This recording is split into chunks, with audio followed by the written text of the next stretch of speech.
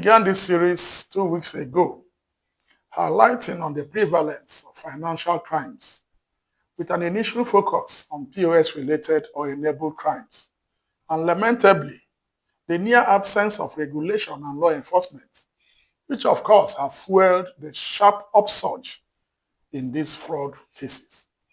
We also underline the grave danger inherent in the frequency of this crime and of course allowing it to fester. The predominance of POS-related financial sleaze has led to one conclusion, which is that our financial regulatory authorities are not up and doing in this regard. Recently, the Corporate Affairs Commission, CAC, mandated POS agents from major fintech companies in Nigeria to register their businesses with a deadline given of September 5th, 2025. This is a good policy, but still far from adequate. The CAC deadline addresses the registration angle, which is commendable. But what is really needed is the proper regulation, which starts from knowing who can handle a POS machine, other registrations, compliance protocols, and how transactions done through it can be verified and traced. The fact that POS machines can transfer funds to accounts that cannot be traced makes it even more compelling to take regulation more seriously. In the few instances where law enforcement agencies and forensic examiners try to trace how funds were moved through POS systems, they are confronted with many hurdles. One of it is the uncooperative attitude from the banks.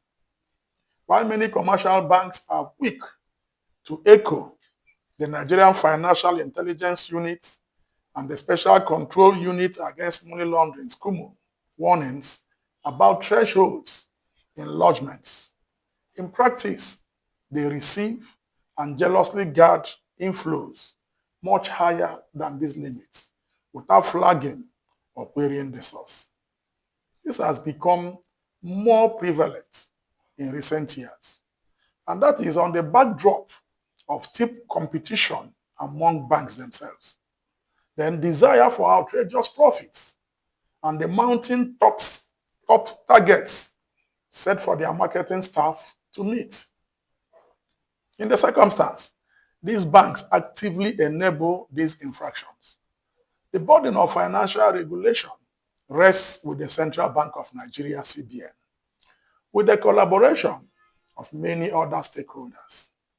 There are guidelines issued by the CBN to money deposits and other banks on sundry areas, including inflow and outflow of funds. These guidelines are occasionally revised. What is, however, unanimous is the fact that despite these guidelines, financial crimes continue and even spike. When have we heard of banks and fintech providers punished for aiding or being passive about these crimes? And to even think about it, what does the CBN do with feedback from stakeholders on this issue, if at all they receive such? The essence of our focus here is that the financial sector, being the live wire of any country, is too sensitive to be minimally regulated. The fact is that the statistics we referred to in the beginning of this series on the increase in POS-related enabled crimes confirms the lethargic approach of our regulatory authorities. No wonder a number of foreign investors and will-be investors have lamented the harsh climate in Nigeria's economy. For Nigerians, it is a case of you are on your own when they fall victim to these malfeasance. The law enforcement people see the cases as an avenue to further milk the victims, and they reach themselves. It is a dog-eat-dog situation. When one considers the bullish figures and reports read out by our economic managers on the state of the economy, and then juxtaposes it with the inability to contain such basic frauds and regulate the entire ecosystem, it beggars belief. The reports do not agree with the reality on ground. This is therefore calling on the CBN to declare a state of emergency in the area of financial crimes as a whole and convoke a workshop on the practical ways to tame this raging beast. Just a little more than 2 years after the CBN, under Godwin Emefiele, raised the alarm that cash outside the banking system was too high and therefore enforced the policy of new and old currency swap and all that. The current CBN leadership has again raised similar alarm. In December 2024, the CBN stated that a total of 94.3% of the total money in circulation, totaling 4.29 trillion naira, was outside the formal banking system. Part of these high amounts are made up of funds related to various fraudulent activities taken out from banks through the POS and other medium.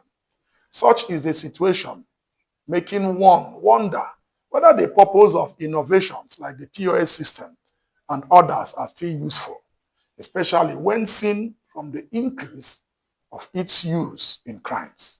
Stay with us as we conclude this series next week. Follow us on all our socials and Zarephath page. Like, comment, and share. My name is Ben Abraham, and this is Criminal Justice Focus. Thank you.